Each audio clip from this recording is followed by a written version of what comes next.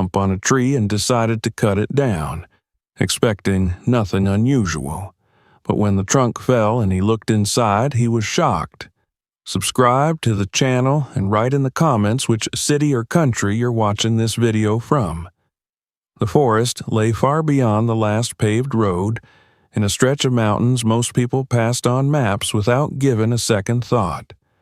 One narrow gravel track led into it, winding between slopes scarred by old landslides and bends where rainwater carved deep grooves into the ground. In winter, the road disappeared beneath snow and ice, and in summer it softened into mud that swallowed tires and patience alike. There were no signs marking the boundary of the area, no warnings, no explanations. The forest did not announce itself. It simply began, dense and quiet, as if the land had decided long ago that it had no need for visitors. The trees grew close together, their crowns interlocking so tightly that daylight struggled to reach the forest floor. Moss-covered rocks, fallen branches, even the exposed roots of standing trunks, giving everything a muted green-gray hue. Streams appeared without warning, thin ribbons of cold water slipping between stones, only to vanish again beneath layers of soil and needles. Sound behaved strangely there. The wind hummed high above, but down below it often felt as if the air itself had been stilled. Birds were scarce, and when they did cry out, the sound seemed swallowed almost immediately by the mass of wood and shadow.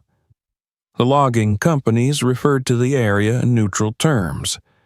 It was a difficult sector, remote and inefficient, prone to storm damage and costly delays. On paper, it was nothing more than coordinates and acreage. Among workers, however, the forest carried a different weight. Older crews spoke about it with lowered voices, never directly, as if naming the place too clearly might call attention to it. Stories circulated during long drives and quiet evenings, half-finished anecdotes that always trailed off before reaching conclusions. People talked about men who had gone missing decades ago, about hunting camps abandoned overnight, about equipment found rusting far from any marked trail. There were no official records, no confirmed incidents that could be pointed to with certainty, yet the unease persisted, passed from one generation of workers to the next. Most dismissed the stories as exaggerations born of isolation and fatigue. Forests, after all, were dangerous by nature. Accidents happened, people got lost, but even those who laughed at the rumors tended to avoid certain gullies and clearings. Some left coins wedged into tree bark near an old stone outcrop at the edge of the sector. Others made sure never to work alone once the sun began to sink behind the ridges. These habits were never explained aloud. They were simply adopted quietly, as if everyone understood without needing to say why. Marcus had heard all of it before his boots ever touched the soil there. He was not new to logging, nor to difficult terrain. Years in the trade had taught him how quickly complacency could turn into injury, or worse. He was a steady man, broad-shouldered and strong, with movements shaped by repetition and muscle memory rather than haste. Among the crew, he was known as someone who did not talk much, but paid attention. He noticed small things others missed, subtle changes in wind, the way a tree leaned just slightly against expectation, the faint difference in sound when metal met wood that wasn't quite solid. Logging had never been his childhood dream, but it had become his craft. It paid consistently, demanded respect for both tools and environment, and rewarded those who stayed alert. Marcus valued that balance. He disliked the idea of spending his days enclosed by walls and screens, measuring time by digital clocks instead of the position of the sun. Out here, work was physical and immediate. Mistakes had consequences, but effort did too. The forest did not care who you were, only how you moved through it. The assignment came after a storm tore through the region, sending winds strong enough to snap mature trunks and loosen soil on the slopes. Several access roads were blocked by fallen timber, and damaged trees leaned at dangerous angles over equipment routes. Clearing the area was necessary, and that necessity outweighed the forest's reputation. The company assembled a small but experienced crew, supplemented by a few younger workers eager to prove themselves. Marcus accepted the assignment without comment. The pay was good, and he trusted his ability to handle difficult ground. He simply noticed a strange lump on a tree and decided to cut it down, expecting nothing unusual. But when the trunk fell and he looked inside, he was shocked. Subscribe to the channel and write in the comments which city or country you're watching this video from. The forest lay far beyond the last paved road. In a stretch of mountains most people passed on maps without giving a second thought. One narrow gravel track led into it, winding between slopes scarred by old landslides and bends where rainwater carved deep grooves into the ground. In winter, the road disappeared beneath snow and ice, and in summer it softened into mud that swallowed tires and patience alike. There were no signs marking the boundary of the area, no warnings, no explanations. The forest did not announce itself. It simply began, dense and quiet, as if the land had decided long ago that it had no need for visitors.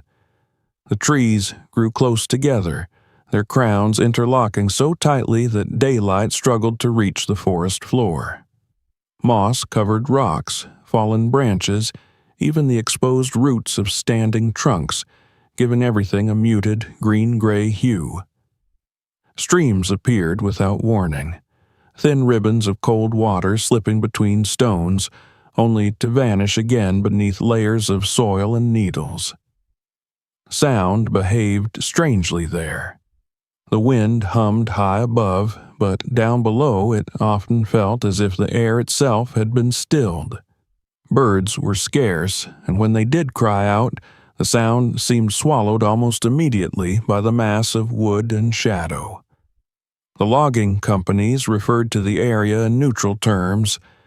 It was a difficult sector, remote and inefficient, prone to storm damage and costly delays.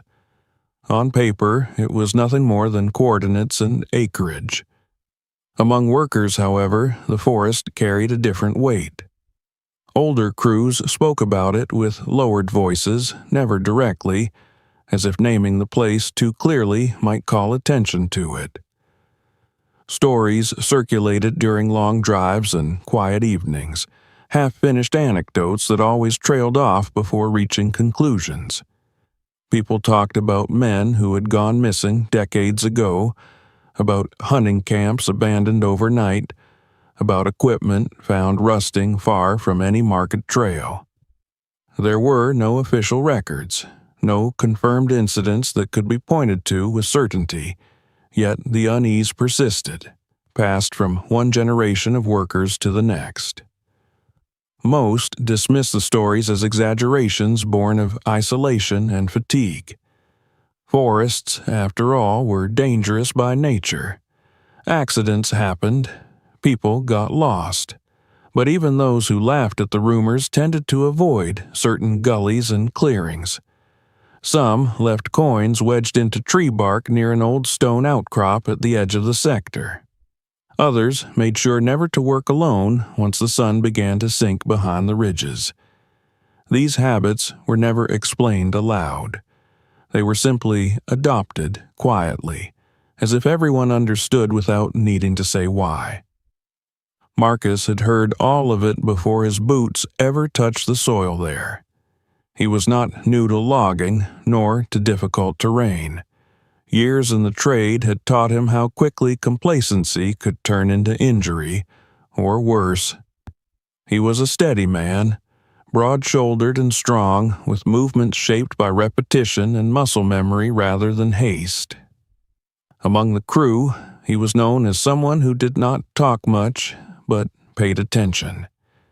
He noticed small things others missed, subtle changes in wind, the way a tree leaned just slightly against expectation, the faint difference in sound when metal met wood that wasn't quite solid. Logging had never been his childhood dream, but it had become his craft. It paid consistently, demanded respect for both tools and environment, and rewarded those who stayed alert. Marcus valued that balance. He disliked the idea of spending his days enclosed by walls and screens, measuring time by digital clocks instead of the position of the sun. Out here, work was physical and immediate. Mistakes had consequences, but effort did too. The forest did not care who you were, only how you moved through it. The assignment came after a storm tore through the region, sending winds strong enough to snap mature trunks and loosen soil on the slopes. Several access roads were blocked by fallen timber, and damaged trees leaned at dangerous angles over equipment routes. Clearing the area was necessary, and that necessity outweighed the forest. The assignment came after a storm tore through the region, sending winds strong enough to snap mature trunks and loosen soil on the slopes. Several access roads were blocked by fallen timber, and damaged trees leaned at dangerous angles over equipment routes. Clearing the area was necessary, and that necessity outweighed the forest's reputation. The company assembled a small but experienced crew, supplemented by a few younger workers eager to prove themselves. Marcus accepted the assignment without comment. The pay was good, and he trusted his ability to handle difficult ground. From the moment they arrived, the place felt heavier than most forests Marcus had worked in. The air carried the sharp scent of pine mixed with damp earth, but beneath it lingered something stale, almost metallic, as if the ground itself remembered old disturbances. Fog clung to the lower slopes even after sunrise, threading between trunks and refusing to lift. The usual signs of wildlife were scarce. Tracks appeared and vanished unpredictably, as if animals passed through quickly without settling. As the crew set up their temporary camp, Marcus moved methodically, unloading equipment and checking supplies. He noticed how the ground near certain trees was compacted in odd patterns, not entirely natural, though time had blurred the marks. He saw scars on bark that did not match lightning strikes or animal damage. These details alone meant little, but together they created an impression he could not ignore. The forest felt used, then abandoned, as though something had happened here that no one wanted to remember. Work began as planned. Chainsaws roared, sending vibrations through the earth, and the smell of gasoline mixed with fresh-cut wood. Despite ear protection, Marcus could still feel the hum of machinery in his bones, a familiar sensation that usually grounded him. Here, however, it only emphasized the contrast between human noise and the surrounding silence that swallowed it. When trees fell, the sound seemed to travel farther than expected, echoing oddly before fading. As hours passed, fatigue set in, accelerated by the cold and the uneven terrain. Marcus welcomed the rhythm of the work, the predictable sequence of cuts and movements. It kept his mind focused. Yet, even as he worked, part of his attention drifted outward, scanning the forest beyond the immediate task. That was when he noticed it. At first, it was nothing more than a darker shape among the trunks, visible only when he stepped back to wipe sweat from his face. The tree stood slightly apart from the others, not isolated, but enough to break the pattern of growth around it. Its bark appeared darker, almost charcoal in places, and its trunk seemed thicker than its height would suggest. Marcus felt a faint tightening in his chest, an instinctive reaction he had learned not to dismiss outright. He told himself it was just another tree, perhaps damaged by the storm or affected by disease. Still, his eyes returned to it again and again. Something about its presence disrupted the order of the forest, like a sentence with one word out of place. He took mental note of its position relative to nearby landmarks, an old fallen pine, a cluster of rocks coated in pale lichen. He did not approach it immediately. Experience had taught him patience. As evening drew closer and the crew wrapped up for the day, Marcus glanced towards the tree one last time. In the dimming light, its silhouette seemed heavier, its outline less defined, as though shadow clung to it more stubbornly than to the others. The forest settled into its nighttime stillness, and for the first time since arriving, Marcus found it difficult to sleep. The image of that tree lingered in his mind, not as fear, but as a question waiting to be answered. He did not yet know why the tree unsettled him, only that it did. The forest had offered him a detail out of place, and Marcus had learned long ago that such details rarely meant nothing. As the night deepened and the wind whispered through the high branches, he resolved that the next day he would take a closer look. Morning returned to the forest without ceremony. The fog thinned but did not vanish, lifting just enough to reveal the same dense geometry of trunks and shadow that had surrounded the camp the day before. Marcus rose early, as he always did, his body tuned to the rhythm of labor rather than clocks. Sleep had come in fragments, interrupted by the image of the darker tree standing apart from the others. It was not fear that lingered in him, but insistence. The sense that something unresolved waited just beyond the edge of attention. Work resumed methodically. The crew spread out along the designated section, engines coughing to life, steel biting into wood. Marcus moved with practiced efficiency, clearing damaged trees along the access road. Yet, even as he worked, his awareness drifted toward the spot he had marked in his mind. Each time he paused to check a cut or adjust his stance, his gaze found that same direction, as if drawn by a weak but persistent force. By mid-morning, he allowed himself to step away under the pretense of assessing potential hazards ahead of the crew's progress. He followed a shallow rise in the terrain, boots sinking slightly into the damp ground, until the tree came fully into view. Up close, the sense of wrongness sharpened. The tree did not tower dramatically above its neighbors, but its presence was undeniable.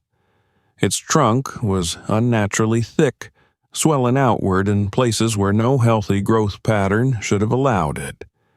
The bark was darker, almost scorched in tone, and uneven in texture. Large bulges protruded from its surface, some the size of a clenched fist, others much larger, as if the wood beneath had pushed outward in slow, relentless waves. Moss clung to these growths, but not evenly. In places, it seemed disturbed, as though something beneath had shifted long after the moss had settled. Marcus circled the tree slowly, keeping a respectful distance at first.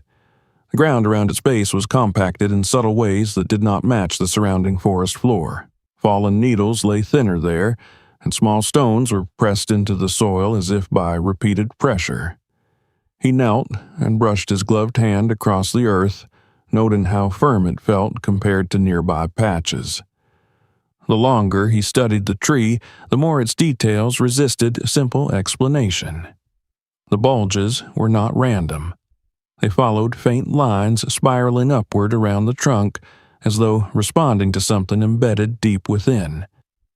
Marcus had seen trees react to nails, wire, even old fence posts swallowed over decades, but this was different. Those scars were usually localized. This tree bore marks that suggested repeated intrusion, followed by long periods of growth meant to conceal. He leaned closer, examining the bark. There were old scars partially hidden beneath newer layers of wood, shallow grooves that hinted at cuts made long ago. Not the clean, modern cuts of chainsaws, but rougher, irregular marks consistent with hand tools. The idea unsettled him more than he expected. This forest was supposed to be remote, rarely touched before commercial logging began. Yet the tree told a quieter story, one that contradicted official maps and tidy explanations. Marcus straightened and glanced back toward the crew. They were distant enough now, absorbed in their work, their movements reduced to small figures between trunks. No one was paying attention to him. He considered walking away, leaving the tree untouched, another anomaly in a forest full of them. But the thought did not sit right. His instincts, sharpened by years of relying on them for safety, insisted that ignoring this would be a mistake. He tried to reason with himself. Storm damage could cause irregular growth. Disease could produce swelling. Even lightning could leave scars that looked unfamiliar after decades of healing. Yet none of those explanations accounted for the pattern, for the way the bulges aligned, or for the density of the wood beneath his probing fingers. The tree felt less like a victim of nature and more like a witness that had been forced to keep a secret. Decision settled in him quietly. If the tree posed a risk, it needed to be dealt with. If it hid something, leaving it standing would only delay the inevitable. He returned to the crew, coordinated the next phase of work, and gradually steered operations closer to the tree without drawing attention to his true interest. By early afternoon, the path of cleared ground led naturally toward it. When the moment came, Marcus prepared with deliberate care. He checked his chainsaw, tightening the chain, inspecting the teeth, refilling oil. He measured the wind, light though it was, and marked an escape route. The tree's size and irregular structure meant it could behave unpredictably when cut. He took extra time clearing brush around the base, exposing more of the trunk and its unsettling growths.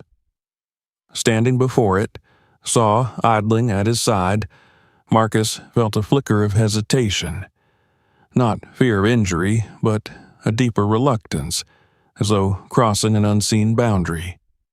He studied the bulges one last time and noticed something that tightened his focus even further. Many of the largest growths clustered around chest height, roughly where a person might stand while working with the trunk. The realization added weight to his suspicions. Whatever had happened here, it had involved deliberate human action at a time when the tree was much younger. He positioned himself for the first cut. The saw roared to life, its familiar vibration grounding him. As the blade touched bark, resistance felt slightly different than expected. The wood gave way smoothly at first, then stiffened, as if the chain were passing through layers of uneven density. The sound changed subtly, a deeper tone that vibrated through his arms. Marcus eased off and adjusted his angle, listening closely. The tree responded with a faint creak, not the sharp protest of a healthy trunk, but a low, strained sound that suggested hollowness somewhere within. He stepped back, heart beating faster now, and considered his options.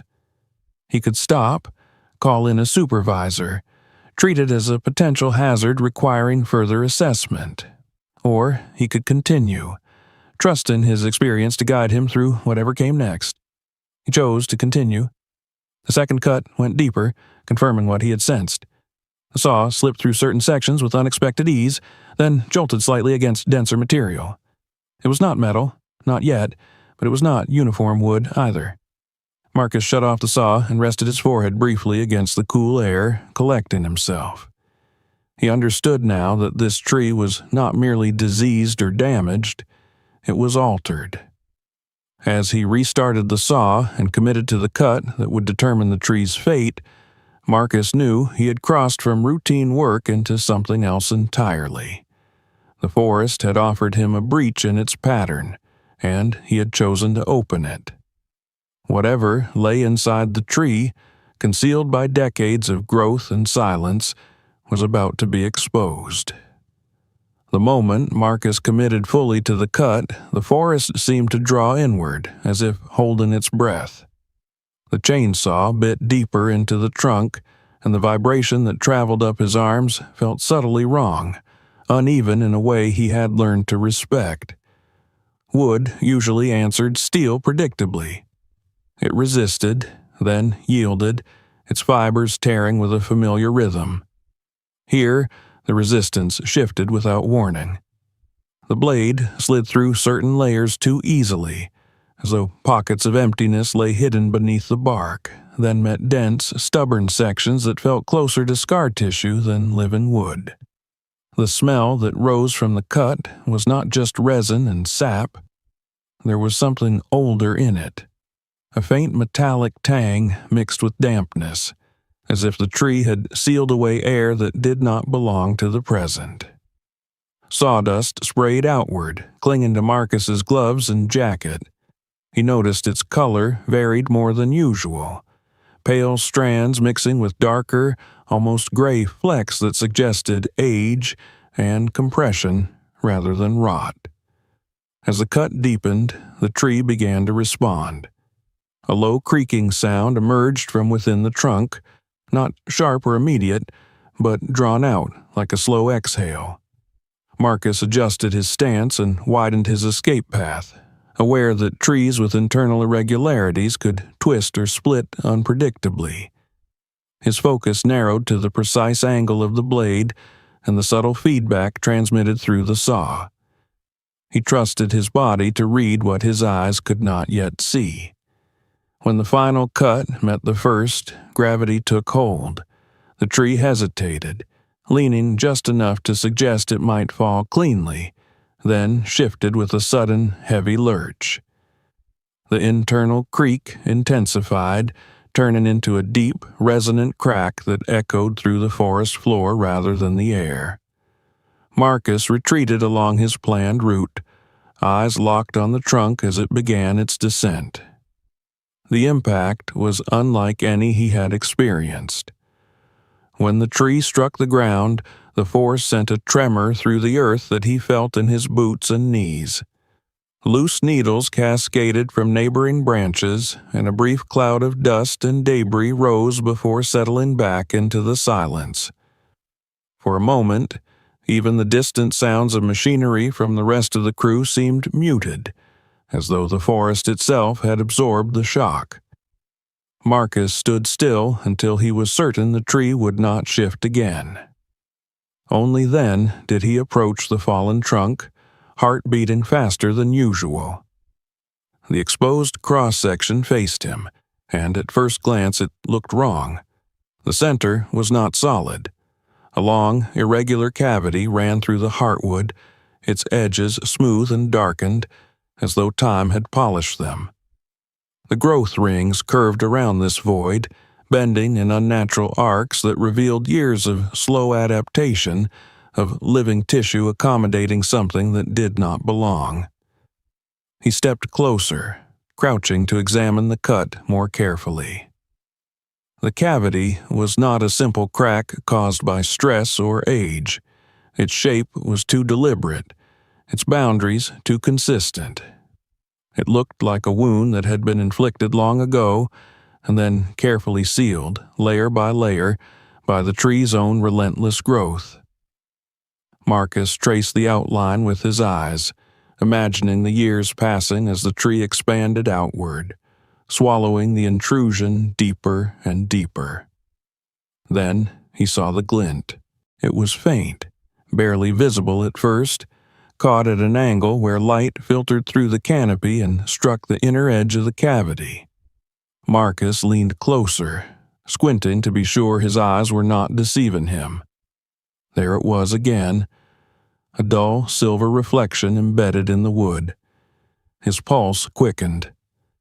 Metal and chainsaws were a dangerous combination.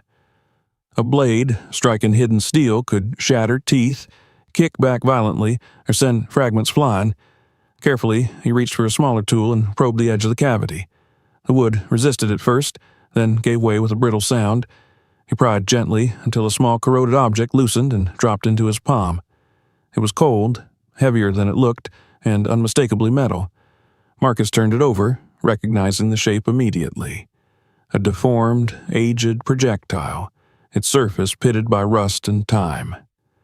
The realization brought a strange mix of relief and unease. Bullets in trees were not unheard of. Hunters fired at targets of opportunity, missed shots lodged in trunks, and over decades trees grew around them. But this bullet was deep within the heart of the tree, far deeper than a stray shot would normally penetrate. And the cavity surrounding it suggested more than a single impact. Marcus scanned the trunk again, and his suspicion was confirmed almost immediately. There were more. Small metallic shapes appeared along the length of the cavity, partially exposed where the saw had split the wood. He extracted another, then another, each requiring more effort as the tree's growth resisted, relinquishing what it had consumed. The bullets varied slightly in size and deformation, indicating different angles or moments of impact. The noise had drawn attention. Members of the crew began to approach, curiosity piqued by the unusual delay in the force of the tree's fall. Marcus straightened, holding the metal pieces loosely in his hand. He did not announce what he had found. He simply waited as the others gathered, their expressions shifting from casual interest to confusion as they took in the sight of the hollowed trunk. Most reactions were immediate and practical. Some recognized the bullets and shrugged, their disappointment clear. Others examined the cavity with narrowed eyes, uneasy but unwilling to articulate why. One of the older workers, a man whose years in the forest showed in the lines of his face and the caution of his movements, lingered longer than the rest. He crouched beside the trunk, studying the growth rings and the distribution of the metal. Marcus watched him closely. The man's expression was not surprised so much as resigned, as if this discovery confirmed something he had long suspected. He ran his fingers along the edge of the cavity, then stood and stepped back without a word. The moment passed, and attention drifted back toward work. The crew returned to their tasks, satisfied that the mystery had been explained, at least enough to move on. But Marcus did not move on. As the forest noise gradually returned, he remained by the fallen tree, staring into the cavity. Bullets alone did not account for what he was seeing. There were too many, and their placement suggested intention rather than random target practice. More importantly, the cavity extended downward, deeper into the trunk toward the base, where the saw had not yet reached. He resumed work, this time with deliberate restraint. Instead of cutting through quickly, he stripped away wood in controlled sections following the path of the cavity. Each layer removed revealed more of the tree's internal story. The growth rings grew tighter, denser as he worked lower, indicating stress and adaptation over many years. More bullets emerged, some so embedded they had nearly fused with the surrounding wood. Marcus collected them carefully, setting them aside. He counted without consciously trying to. The number grew beyond what coincidence could reasonably explain. Someone had fired repeatedly at this tree, or at something positioned against it, long enough ago for the wood to heal over completely. As he worked, the forest seemed to press closer, the shadows deepening around the fallen trunk.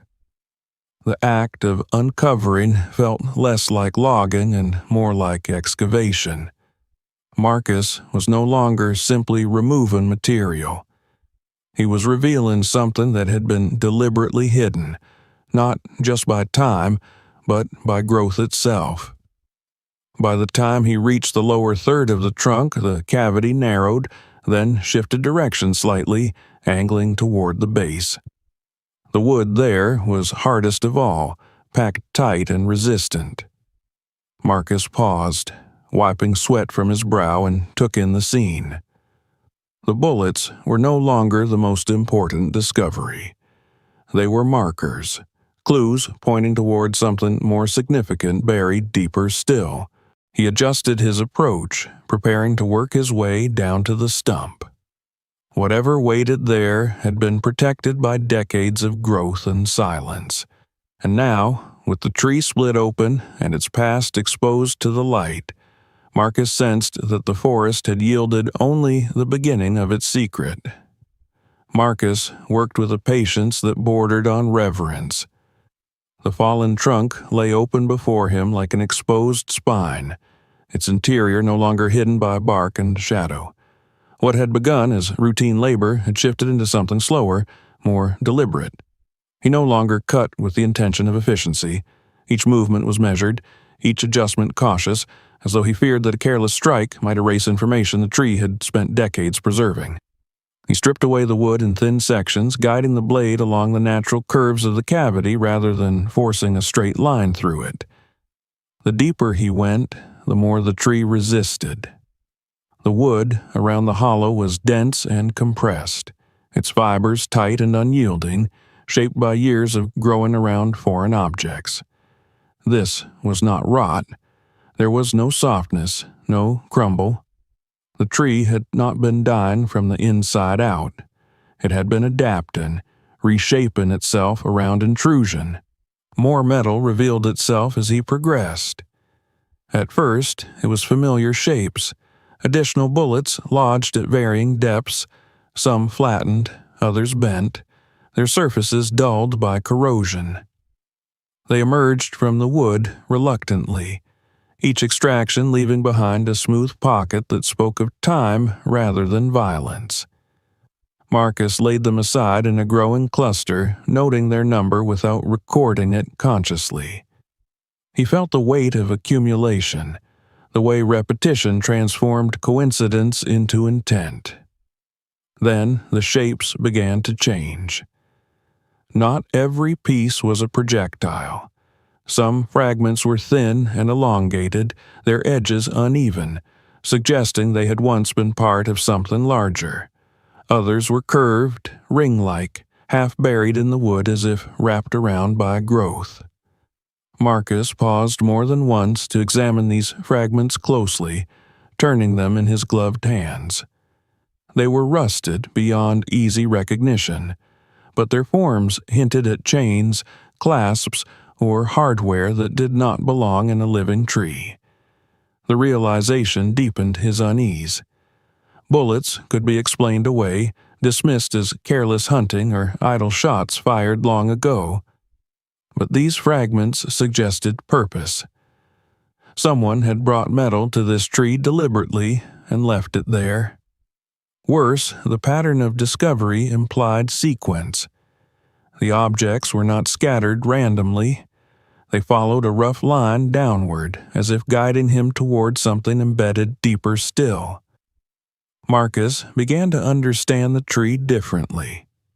The bulges he had seen on the bark now made sense as external reflections of internal wounds. Each growth corresponded to something the tree had swallowed, each knot and swelling marking a point of forced entry. Over time, the tree had responded as trees do, not by expelling the intrusion, but by absorbing it, sealing it away beneath new layers of wood. As he worked, the forest around him seemed to recede. The sounds of machinery faded into a distant background hum, replaced by the steady rasp of the blade and the muted thud of wood falling away. His awareness narrowed to the trunk, the cavity, and the slow unveiling of whatever history lay trapped within.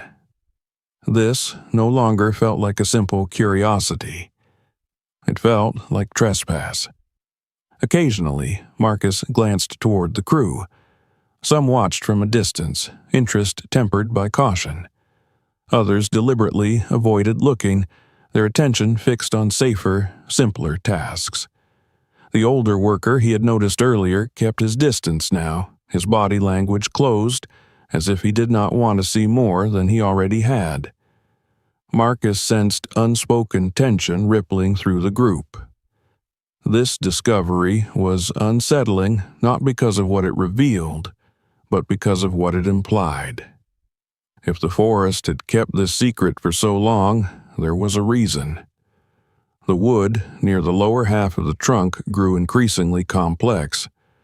The cavity narrowed, its edges tightening, and the growth rings around it thickened, compressed into dense layers that spoke of stress endured year after year. Marcus slowed even further, choosing hand tools over the saw when necessary, prying and cutting carefully to avoid shattering anything hidden within. The process felt archaeological in nature, an excavation rather than a cut. It was there that he uncovered the first unmistakable sign that this was no random accumulation of debris. A length of corroded chain emerged, its links fused together by rust and resin, partially flattened by the pressure of growth. It had been wrapped or fastened against the tree, not fired into it. Marcus traced its outline in the wood, seeing how the tree had grown around each link, preserving its shape like a fossil. He leaned back, breath steady but heart pounding. Chains in trees did not happen by accident. They were placed, secured, and left behind. Combined with the bullets, they painted a picture that grew darker by the minute. This tree had been a point of focus, a place where repeated actions had occurred over time. As more fragments came free, Marcus noticed discolorations in the wood itself. Dark stains followed the cavity's edges, deeper than surface grime, soaked into the fibers. He did not need to name them to understand their significance. The tree had absorbed more than metal. It had absorbed events. Despite himself, Marcus felt a pull to continue. Part of him wanted to stop, to call for oversight, to hand responsibility to someone else, but another part, stronger and quieter, insisted that stopping now would leave the story incomplete.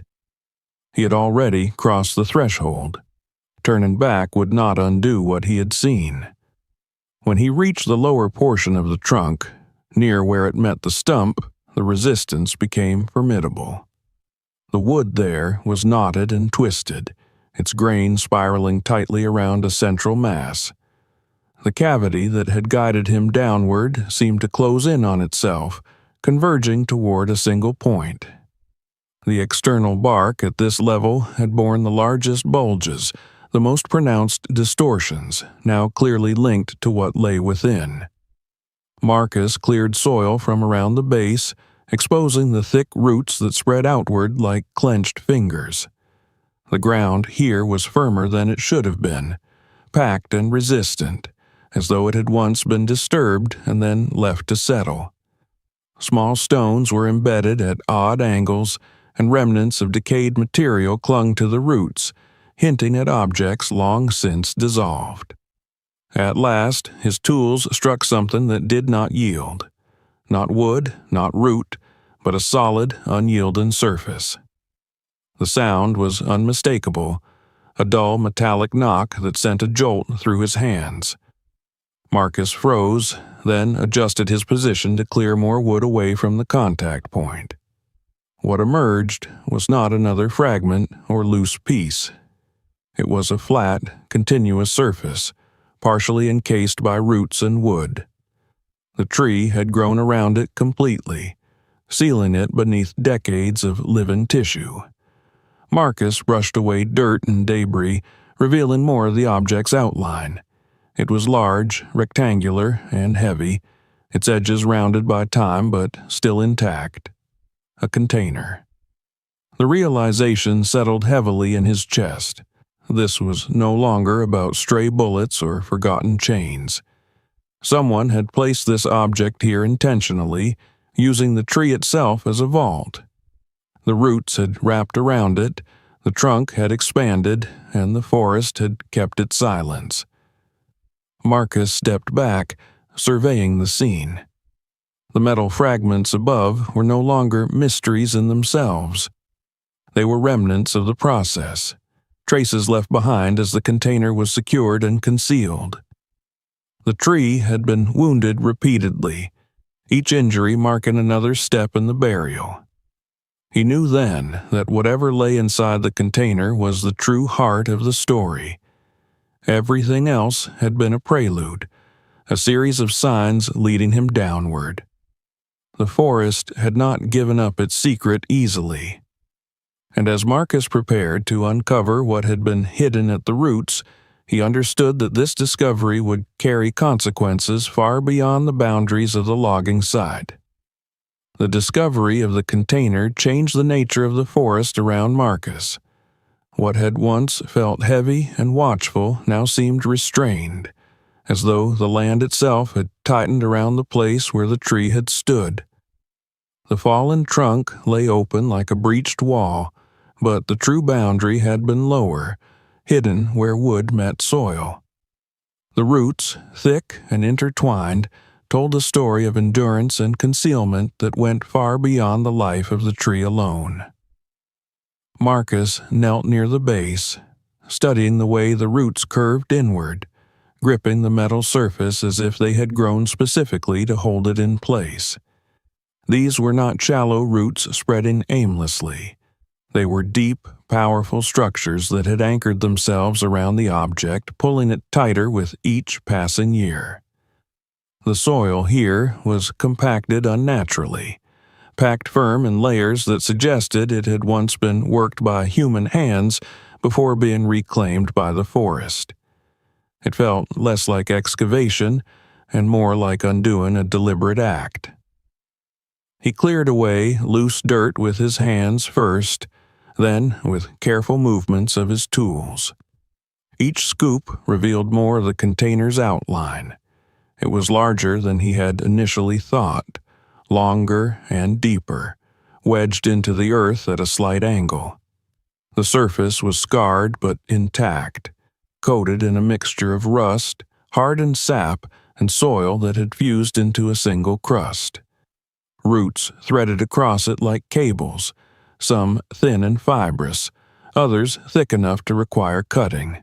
Marcus worked slowly, acutely aware that this stage carried the greatest risk.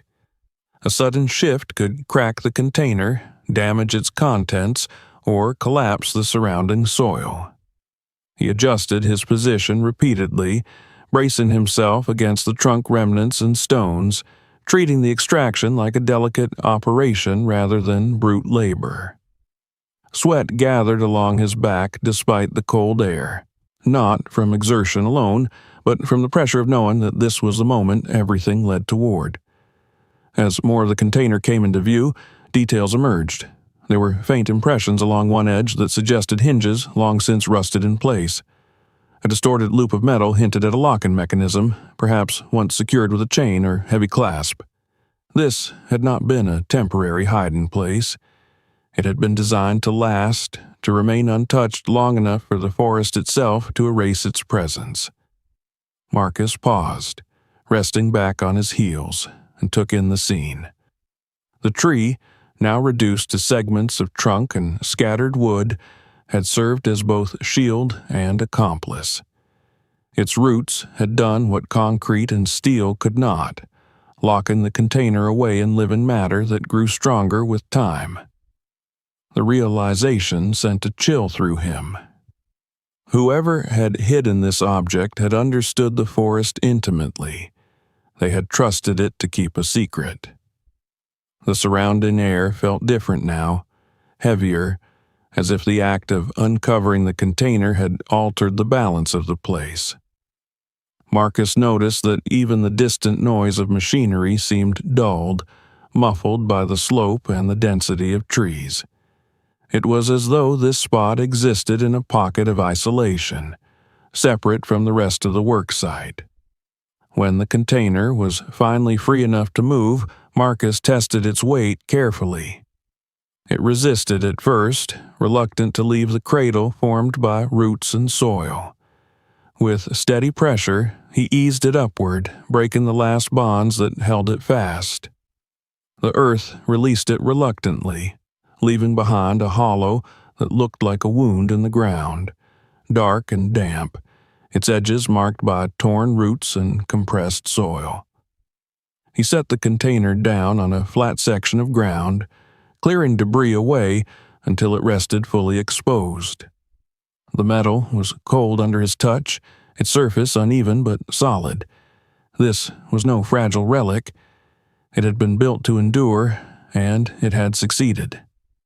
Marcus straightened slowly, his back aching, and became aware of eyes on him. A few members of the crew had drifted closer again, curiosity overcoming their earlier restraint. Their expressions ranged from fascination to unease. No one spoke. No one needed to. The object between them demanded attention without explanation. For a long moment, Marcus did nothing. He simply stood there, looking at the container, feeling the weight of the decision before him. He understood that at this point, he could still choose to stop. He could mark the location, report it through official channels, and step back. Responsibility would shift away from him. Procedures would take over. The story would become paperwork, filtered through authorities who might never fully grasp what the forest had preserved. But he also knew that doing so meant surrendering control over the truth. It meant risking that the contents would be mishandled, dismissed, or quietly set aside if they proved inconvenient. The tree had guarded this secret for decades. Now that it was exposed, the question was not whether it should be seen, but how. Marcus knelt again and examined the container more closely. He traced the edges, noting where corrosion had weakened the metal and where it remained stubbornly intact. The locking mechanism was fused shut, but not beyond the reach of careful effort. There was no sign of explosives, no markings that suggested immediate danger. Whatever was inside had been placed there deliberately and sealed away, not booby-trapped or meant to harm a finder. The crew waited, tension thickening as minutes passed. Marcus could feel their expectations pressing against him, conflicting desires layered beneath silence. Some wanted answers. Others wanted distance. A few likely wished he would simply close the earth back over the container and pretend none of this had happened. Instead, Marcus made his choice. He began to work on the lock. It took time and patience. Rust flaked away in stubborn sheets, and the metal groaned faintly as he applied pressure. At last, with a dull crack that echoed softly against the trees, the seal gave way. Marcus paused, hand resting on the lid, breathing slow and steady. This was the point of no return. Whatever lay inside would reshape the meaning of everything he had uncovered so far. He lifted the lid carefully. Inside, the container was lined with fabric, once thick and protective, now stiff with age but still intact in places. The cloth had been folded deliberately, layered to cushion whatever it wrapped. Marcus peeled it back piece by piece, each movement revealing more of the contents and deepening the sense that this was no careless hiding place. Objects emerged gradually. Small items first, arranged with precision, metal pieces that were not weapons, personal effects that spoke of individual lives rather than anonymous actions. Marcus felt his throat tighten as recognition dawned. These were not tools or valuables meant to be reclaimed. They were remnants, preserved not for future use, but because someone had needed them hidden. As he uncovered more, the shape of the truth began to form. This container was not treasure. It was evidence. Marcus closed his eyes briefly, steadying himself. The forest around him remained silent, as if waiting. He understood now why the tree had grown as it had, why the metal fragments and bullets marked the path downward. Everything had led to this. The roots had locked the secret away, and the tree had borne the scars of that burden until the moment it could no longer stand. When Marcus looked back into the container, he knew that what he held in his hands would not stay buried again. The forest had kept its silence long enough. The container sat open between the torn roots and the broken remnants of the trunk, its contents exposed to air for the first time in decades. Marcus felt as though the forest itself had shifted, not dramatically, but in a way that settled deep in his chest. This was no longer a discovery that could be mistaken for coincidence or curiosity. The weight of intention pressed down on him with every object he uncovered. He began by laying the items out carefully on a cleared section of ground, arranging them not out of habit, but out of instinct. Each piece deserved to be seen, to be understood in relation to the others. There were documents first, folded and wrapped to protect them from moisture. Time had not been kind to them, but enough remained to read fragments of ink, dates, and handwritten notes.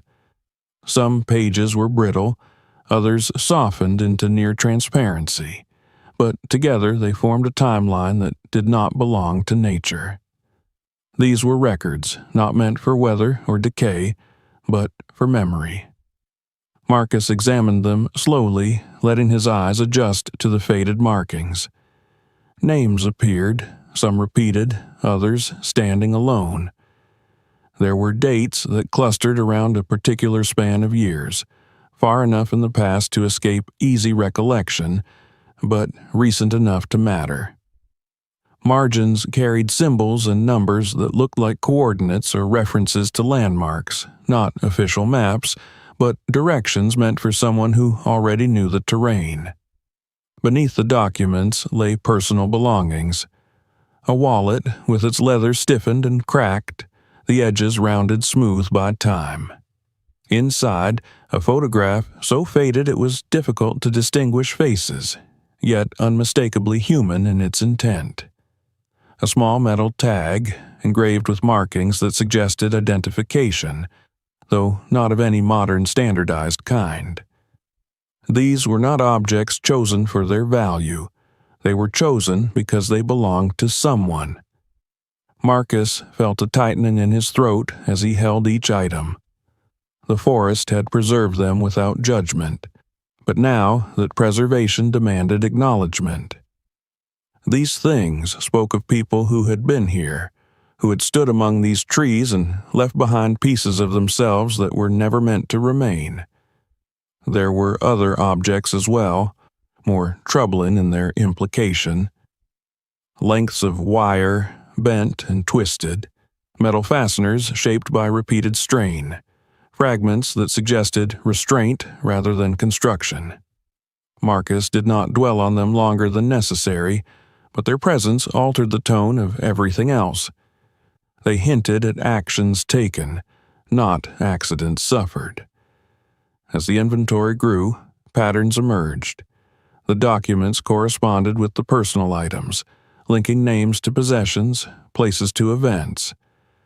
Marcus realized that the container had not been filled hastily. The items had been organized, grouped with care. Someone had wanted this information preserved intact, not scattered or destroyed. That intention disturbed him more than outright malice would have. It suggested foresight, calculation, and time. The older worker lingered at the edge of Marcus's awareness, watching without approaching. His posture told Marcus enough. Recognition had settled there, not of specific details, but of a familiar weight. This was not the first time the forest had whispered such truths to someone. It was simply the first time it had done so this loudly. The stories Marcus had heard before returning to this place began to resurface in his mind.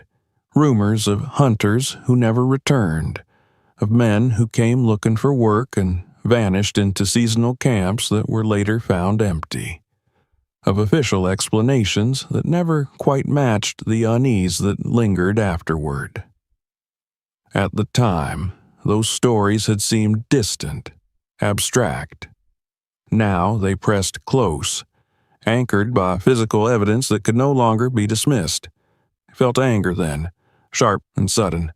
Anger at whoever had done this, at whoever had hidden these lives away and trusted the forest to erase them. Anger at the quiet complicity of time, at the ease with which memory faded when left unattended.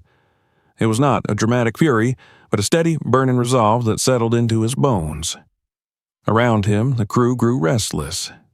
Some avoided looking directly at the items, their discomfort evident in the way they busied themselves with unnecessary tasks.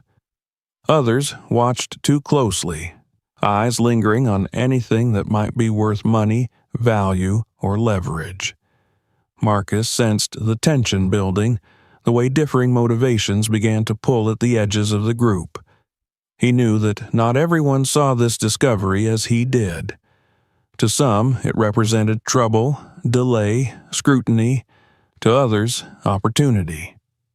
The forest had revealed something that did not belong to any one person. Yet now it was subject to human interpretation, with all the flaws that entailed. The possibility of consequences became impossible to ignore. Whatever had been hidden here had remained so for a reason. If these items surfaced officially, questions would follow. Investigations would reopen. Old wounds would be disturbed. Marcus considered the implications not only for himself, but for the people who worked beside him, for families who might be connected to the names he now held in his hands. As he continued examining the contents, one item drew his attention more than the others. It was small, unassuming, easy to overlook amid the more dramatic finds. A piece of metal marked with a symbol, partially obscured by corrosion. Marcus turned it over, cleaning it carefully. The marking was deliberate, distinct, something meant to identify rather than decorate. It appeared again on one of the documents, faintly sketched near a cluster of numbers. The connection sent a jolt through him. This was not merely a record of the past, it was a key. He studied the coordinates again, aligning them mentally with the landscape he knew. A particular bend in a stream, a ridge that cut across the slope at a specific angle. The more he traced it in his mind, the clearer it became. The container was not the final destination. It was a waypoint, a safeguard for information meant to lead somewhere else. That realization brought with it a new kind of fear. If there was more hidden in this forest, if this was only part of what had been concealed, then the danger was not confined to history. It extended into the present. Someone else might know about these locations. Someone might be watching, waiting to see whether the secret stayed buried or surfaced at last. Marcus felt suddenly exposed. The forest that had once felt distant and impersonal now seemed aware of him, of his role in uncovering its memory. Every sound carried significance. The snap of a branch, the shift of wind through needles, even the distant clatter of tools felt charged with meaning. He gathered the most important items together, separating them from the rest. This was not about possession. It was about preservation. He needed to ensure that whatever happened next, the truth would not be lost again. He photographed what he could with his phone, documenting details carefully, knowing that physical objects could disappear, but records might endure. The decision forming inside him was heavy but clear. He could not simply hand this over to those who wished it gone, nor could he ignore it and walk away. The forest had entrusted him with something, not because he had sought it, but because he had been willing to see. As dusk approached, Marcus closed the container, not sealing it, but protecting its contents from the night air. He hid it as best he could among the roots and debris, knowing this was only temporary. The next step would require careful thought and deliberate action, taken away from the noise and pressure of the work site. Standing there, surrounded by trees that had witnessed far more than they revealed, Marcus understood that his life had shifted irreversibly. What he had found could not be unseen. The forest had spoken, and now it was his responsibility to decide whether its truth would finally be heard or buried once more beneath silence and growth. Night came quietly, as it always did in that part of the mountains. There was no sharp transition, no dramatic fall of darkness. Instead, the forest thickened around Marcus, shadows merging until the spaces between the trees became indistinguishable from the trunks themselves. The camp lights glowed faintly in the distance, small islands of human presence swallowed by the mass of wood and earth. Marcus remained apart, seated on a fallen log near the place where the tree had stood, his thoughts circling the container and everything it represented. He had secured the most critical items and hidden them with care, not to claim ownership, but to buy time. Time to think without eyes on him, without pressure, without the constant hum of machinery. The forest, stripped of noise for the night, felt different now, less hostile, less heavy. It was not welcoming, but it was patient, as if it had done its part and was now waiting to see what he would do with what it had given him. Marcus replayed the day in his mind, not as a series of actions, but as a sequence of realizations. The strange tree, the bullets embedded far too deep to be accidental, the chain, the container locked into the roots like a secret fused to bone, and finally, the contents that turned suspicion into certainty. None of it had been random. The forest had not simply grown over debris, it had grown around a story. He thought about the people whose belongings he had held. He tried to imagine them not as names on fading paper, but as living individuals moving through this same terrain. Men who had walked these slopes, followed these streams, trusted the forest enough to turn their backs on it. Whatever had happened to them had not been sudden or careless. It had been deliberate, and afterward someone had taken the time to hide the evidence, trusting the slow, relentless work of nature to erase what human memory might not.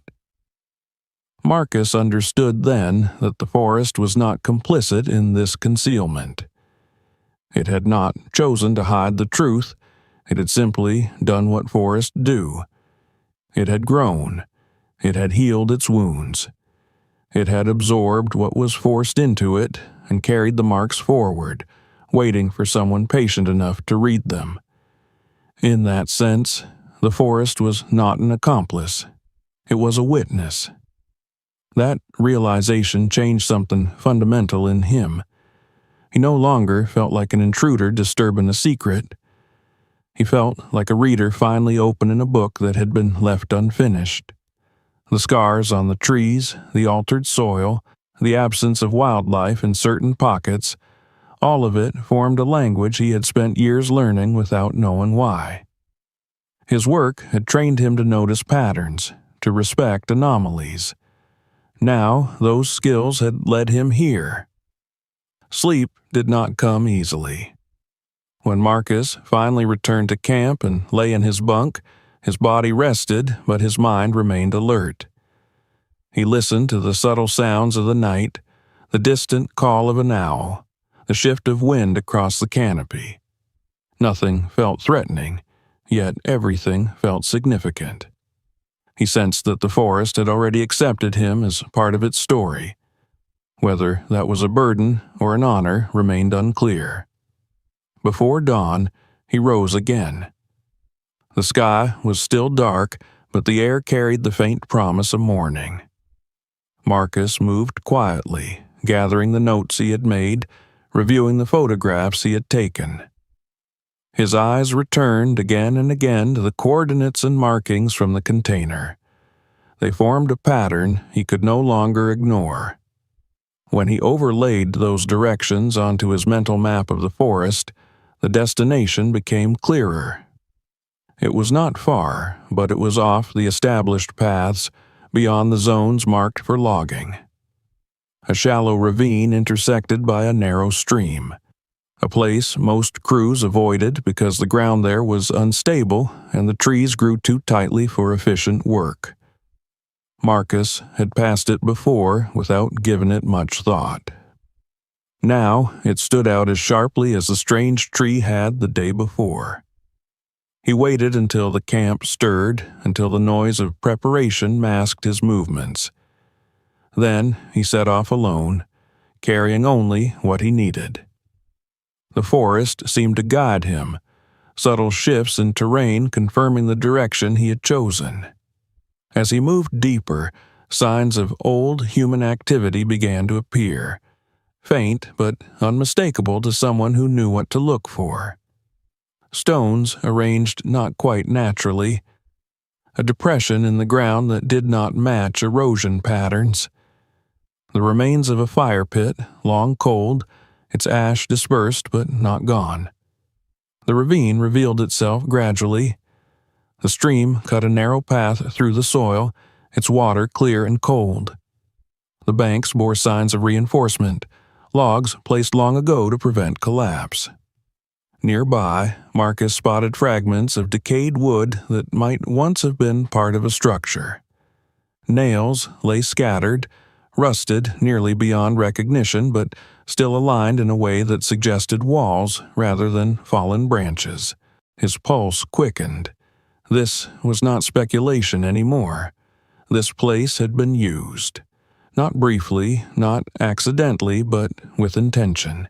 He moved carefully, scanning the ground, reading the forest floor the way he read tree rings.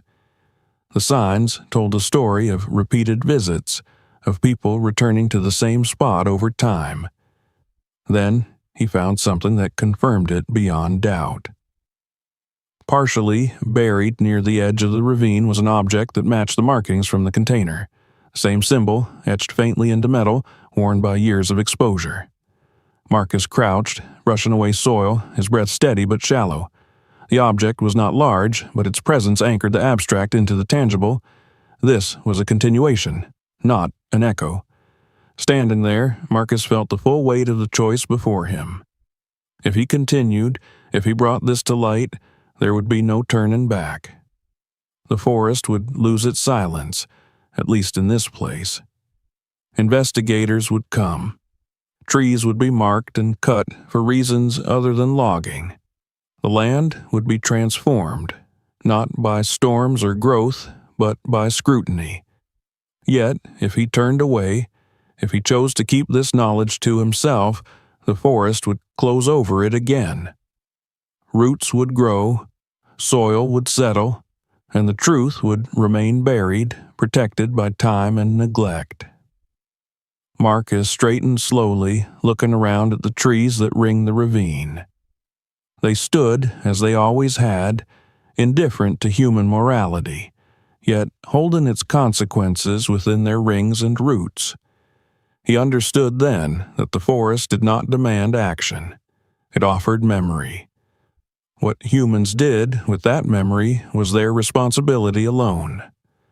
As the sun began to rise, casting thin bands of light through the branches, Marcus made his decision.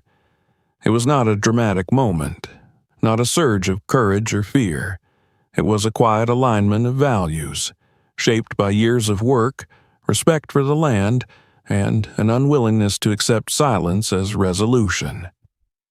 He turned back toward the camp, already planning his next steps. The forest remained behind him, unchanged in appearance, yet altered forever in meaning. It had borne witness long enough. Now it was time for someone else to listen. Morning returned to the forest dressed in ordinariness. Engines coughed to life, radios crackled with short bursts of coordination, and men moved through the camp with the same routines they had followed for years.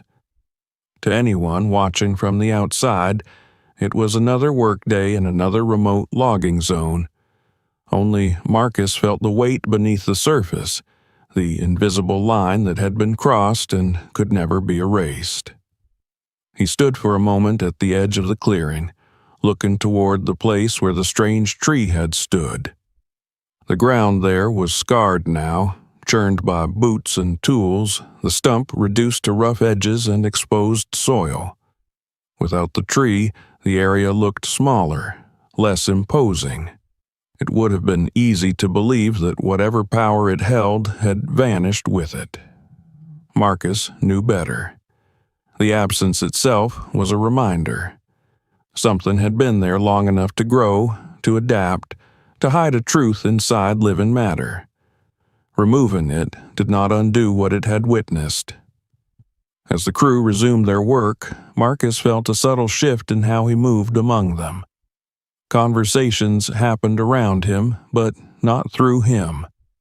Some men avoided his eyes, uneasy with what they knew he had uncovered. Others watched him too closely, as if trying to read his intentions before he voiced them. The discovery had fractured the easy neutrality of shared labor. Each person now carried their own version of what it meant, shaped by fear, greed, or conscience. Marcus focused on his tasks, performing them with the same care he always had. The physical motion grounded him, reminding him that whatever decision he carried inside did not absolve him of responsibility to the present. Still, his thoughts moved constantly ahead, assembling possibilities, anticipating resistance. By midday, it became clear that the tension would not dissolve on its own. The container could not remain hidden indefinitely. The coordinates, the secondary site, the documented evidence all pointed toward a story larger than one tree or one crew. Silence, Marcus understood, would not preserve peace. It would only preserve uncertainty, allowing speculation to grow unchecked. He considered the interests at play. The company would want the matter contained, minimized, framed as an anomaly rather than a revelation. Authorities would approach it cautiously, aware that reopening old cases often exposed uncomfortable truths about past negligence. Individuals connected to what had happened decades ago might still be alive, their lives built on the assumption that the forest had done its work thoroughly. Marcus was not naive about the cost of involvement. He knew that stepping forward would invite scrutiny into his own life. His actions would be questioned, his motives examined. Work could be lost, reputations could be damaged. Yet the alternative weighed heavier. To walk away would be to accept that the lives represented by those belongings were less important than convenience. As the afternoon wore on, Marcus made his preparations quietly. He ensured that copies of the photographs and notes were stored securely, not reliant on a single device. He organized the physical evidence carefully, protecting it from further degradation. These were not acts of defiance, they were acts of preservation. When the opportunity came, it was less dramatic than he might have imagined. A routine check-in from a regional supervisor provided the opening. Marcus presented the discovery plainly, without embellishment, without speculation. He described what he had found, where it had been found, and why it could not be ignored. He did not accuse, he did not demand. He simply refused to minimize. The reaction was predictable. Initial skepticism, followed by concern, then calculation. Questions were asked, not all of them relevant. Marcus answered what he could, withheld nothing essential, and insisted on formal documentation. The process began slowly, but it began. The forest changed almost immediately. Sections of land were marked, not for cutting, but for examination. Vehicles arrived that did not belong to the logging company. People walked the ground differently now, eyes scanning for traces rather than timber.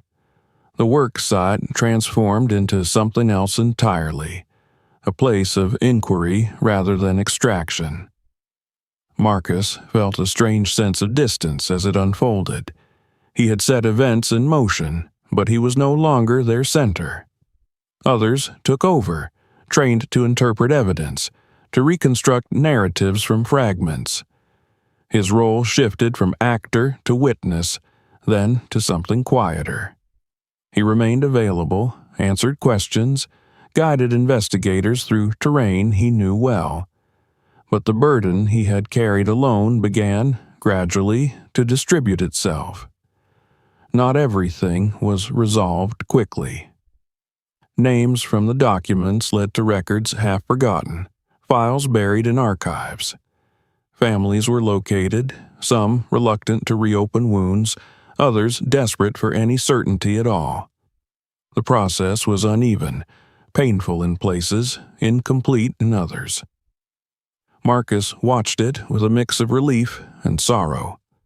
Truth, he learned, rarely arrived whole. When the logging operation finally moved on, the forest reclaimed its surface calm. Rain softened the disturbed soil. New growth began at the edges of clearings. From a distance, the land appeared unchanged. Only those who knew where to look could see the subtle markers of what had happened, the places where human attention had pierced the veneer of wilderness. On his last day at the site, Marcus returned alone to the ravine. Investigators had finished their work there, leaving behind little more than footprints and flagged spots that would soon be removed. The stream flowed as it always had, indifferent to the significance humans assigned to its banks. Marcus stood quietly, letting the sounds of the forest settle around him. He thought about the tree again, about the way it had grown around metal and memory, absorbing violence without judgment. He understood now that the forest had not been hiding the truth out of malice or mystery. It had simply been patient. It had waited for someone capable of noticing what others passed by. As he turned to leave, Marcus felt no triumph, no sense of heroism. What remained was a sober understanding of responsibility. Some choices did not end with resolution. They lingered, shaping how a person moved through the world afterward. He carried that understanding with him as he left the forest behind.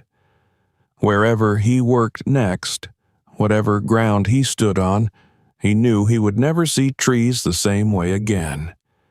Every trunk, every root held the potential of memory. And sometimes all it took to bring that memory into the light was one person willing to look closer and refuse to turn away.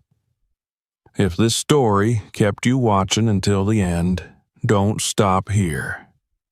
Subscribe to the channel so you don't miss the next story, and check out the other videos waiting for you right now. Share this video with someone who loves deep, unexpected stories, and let more people